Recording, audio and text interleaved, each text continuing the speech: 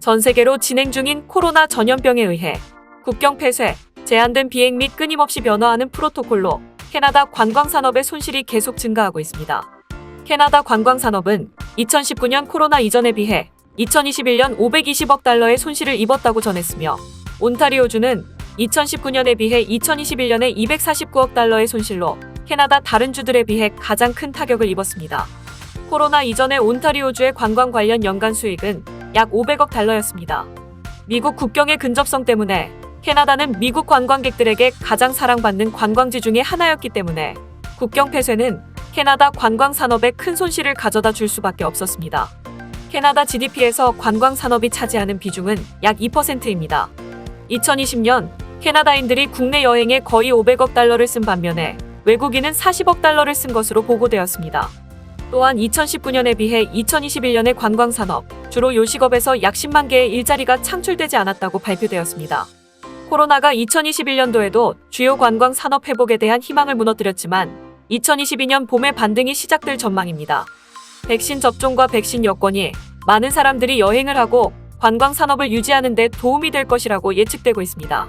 캐나다의 관광 수입은 올해와 비교해서 내년에 약 30% 성장할 것으로 예상됩니다. 다음 뉴스입니다. 아마존 캐나다는 이번 가을 전국에 걸쳐 15,000명의 정규직 및 파트타임 직원을 채용한다고 밝혔습니다.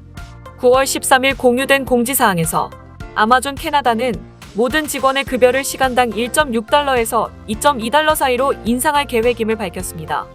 이로써 프론트라인 직원들은 시간당 17달러에서 21.65달러 사이의 수입을 올릴 수 있음과 동시에 종합적인 복리후생을 받을 수 있다는 것을 의미합니다. 아마존 캐나다에 따르면 여기에는 프로베이션 기간 없이 첫날부터 시작되는 포괄적인 건강 혜택, 유급 육아 휴가, 숙련된 교육 프로그램 이용 등이 포함됩니다. 또한 모든 신규 및 기존 직원은 코로나19 예방접종 증명서를 제시할 경우 100달러 보너스를 받을 수 있습니다. 일부 지역에서는 계약 시 최대 3,000달러의 보너스도 제공됩니다. 아마존 캐나다는 채용을 시작하기 위해 9월 15일 첫 번째 캐나다 커리어 데이를 개최합니다. 이는 구직자들에게 현재 열려있는 직책에 대해 살펴볼 수 있도록 정보를 제공하기 위한 것입니다. 신청하시려면 가을 전에 아마존 캐나다의 채용 정보 알림에 등록하거나 해당 지역에서 지원 가능한 역할에 대해 웹사이트를 지속해서 확인하시기 바랍니다. 다음 뉴스입니다. 백신 카드 제도가 오늘부터 시행됩니다. 외출 시 백신 카드가 필요한 장소들을 한번 확인해 볼 필요가 있겠습니다. 오늘 9월 13일부터 백신 카드 1단계가 시행됩니다. 공공장소에 접근하기에 앞서 적어도 1차 백신을 접종 완료했음을 백신 카드로 입증해야 합니다. 10월 24일 안에는 1, 2차 완전 접종이 요구될 예정이므로 아직 백신을 맞지 않았다면 서두르셔야 하겠습니다. 존 호건 BC주 수상은 백신만이 코로나19 유행을 잊게 할 수 있는 티켓이라며 아직 백신을 맞지 않은 모든 BC주 사람들에게 코로나19 확산 방지와 사랑하는 이들의 보호를 위해 백신을 맞아줄 것을 간곡히 촉구했습니다. 다음은 BC주 백신 카드 없이 출입이 불가능한 장소들은 다음과 같습니다. 티켓으로 입장하는 실내 스포츠 이벤트, 실내 콘서트, 실내 극장, 춤 심포니 공연, 레스토랑, 나이트클럽, 카지노, 영화관, 테니스 센터, 체육관, 실내 고강도 단체 운동을 제공하는 기업, 조직된 실내 모임, 행사, 실내 단체 레크리에이션 수업 및 활동입니다. 백신 카드를 얻기 위해서는 이름과 생년월일, 개인 건강번호가 필요하며 백신 카드를 받으신 후에는 캡처 기능 등을 활용해 핸드폰에 사본을 저장해 두는 것을 추천합니다. 입장 시 신분증 카드를 함께 제시해야 한다는 점도 꼭 알아두시길 바랍니다. 본이 헨리 BC주 보건관은 시간을 내어 코로나19 백신을 접종해준 모든 사람들에게 감사하다며 고마운 마음을 전했습니다. 다음 뉴스입니다. 밴쿠버의 할로윈 이벤트를 대표하던 반두생 가든과 스탠리 파크의 할로윈 행사가 올해에도 개최되지 않을 예정입니다. 반두생 가든 측은 올해 글로우 인 더 가든을 비롯해 그 어떤 할로윈 행사도 열지 않을 계획이라고 밝혔습니다. 글로우 인 더 가든은 수백 개의 조명과 할로윈 장식이 정원 곳곳에 설치되어 밤을 빛내던 행사였습니다. 스탠리 파크도 마찬가지입니다. 밴쿠버 공원위원회 측은 현재 코로나19와 스탠리 파크의 상황으로 인해 할로윈 행사를 열 수 없게 되었다고 전했습니다.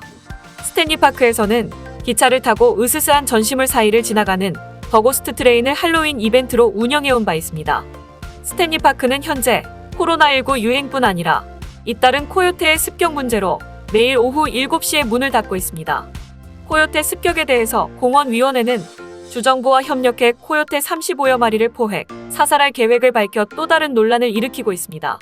한편 반두생 가든과 스탠리파크의 할로윈 행사 취소 입장은 BC주의 백신 카드 발표 직후에 나왔습니다. 백신 카드는 9월 13일부터 그 효력을 발휘하여 백신 접종 유무에 따라 행사 입장 등이 제한될 수 있습니다. 조금 아쉬운 마음이지만 가족과 함께 즐겨볼 만한 가을 축제는 아직 남아있어 기대에 봄직합니다. 테브스팜 사과농장의 사과 따기 행사, 만팜의 옥수수 미로 이벤트 등은 여전히 개최될 예정인 것으로 보입니다. 다음 뉴스입니다. 토론토 블루제이스가 8연승을 질주하며 포스트 시즌 진출 가능성을 높이고 있습니다. 토론토는 미국 뉴욕 양키스와의 경기를 모두 승리로 이끌며 8연승 행진을 달리고 있습니다.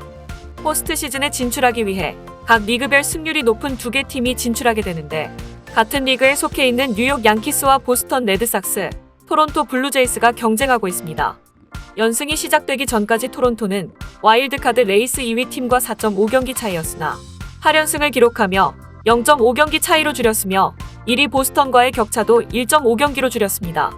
아직 팀당 20경기 안팎을 남겨둔 상황이라 순위를 예상할 수는 없지만 최근 흐름을 고려하면 토론토가 와일드카드 1위로 올라가는 시나리오도 가능할 것으로 보입니다. 다음 뉴스입니다. 애플이 9월 14일 화요일 오전 10시에 특별한 이벤트를 엽니다. 이 행사는 캘리포니아 쿠퍼티노에 있는 애플 파크 캠퍼스 스티브 잡스 극장에서 지난번과 같이 디지털 방식으로 열릴 예정인데요. 애플은 애플 TV 앱을 통해 자사의 웹사이트, 유튜브, 애플 TV에서 가을 이벤트를 생중계할 계획입니다. 또한 현재 애플 웹사이트에 들어가시면 이벤트를 통해 애플의 스페셜 AR 광고를 즐겨보실 수도 있습니다. 많은 분들이 이번 이벤트에서 애플이 새로운 아이폰 13 모델, 애플워치 시리즈 7 그리고 에어팟 3를 발표할 것으로 기대하고 있는데요. 새로운 맥북 프로 모델과 아이패드도 곧 출시될 예정이지만 애플은 올해 가을 행사를 여러 차례 열 것으로 예상되기 때문에 이번 이벤트에 모든 것이 출시될 것 같지는 않습니다. 애플의 아이폰 13 모델은 아이폰 12 모델과 디자인이 거의 비슷할 것으로 보이며 5.4인치의 아이폰 13 미니, 6.1인치의 아이폰 13, 같은 크기의 아이폰 13 프로, 6.7인치의 아이폰 13 프로 맥스를 출시할 예정입니다. 전반적으로 디자인은 동일하겠지만 좀 더 작은 노치가 기대되며 전체 아이폰 13 라인업에 센서 안정화 도입과 프로와 프로 맥스 모델에 탑재될 개선된 카메라 등 약간의 변화가 있을 것으로 보입니다. 그리고 그중 가장 큰 변화는 프로 모델에 도입될 것으로 보이는 120Hz 프로모션 디스플레이일 것으로 예상됩니다. 새로 출시될 애플워치 시리즈 7의 경우 수년 만에 재발매를 기대하고 있습니다. 새로운 애플워치는 더 얇고 더 많은 디스플레이 공간이 생길 것으로 보이는데요. 새로운 라미네이션 기술로 디스플레이가 전면 커버에 가까워지고 케이스 크기는 각각 40mm에서 43mm, 41mm에서 45mm로 증가할 것으로 예상됩니다. 더 빠른 S7 칩, 더 큰 배터리가 탑재될 것으로 예상하지만 올해 건강 센서는 탑재되지 않을 것으로 보입니다. 보도에 따르면 애플의 제조 파트너들이 애플워치 생산에 어려움을 겪고 있다고 합니다. 따라서 출시 후 제품을 받아보기까지는 약간의 지연이나 매우 부족한 공급량이 예상됩니다. 한편 3세대 에어팟은 에어팟 프로에 가까운 디자인을 가질 것으로 기대되며 실리콘 팁도 탑재될 것으로 보입니다. 또한 액티브 노이즈 기능 제거와 같이 더욱 경제적인 옵션이 추가될 것으로 보입니다.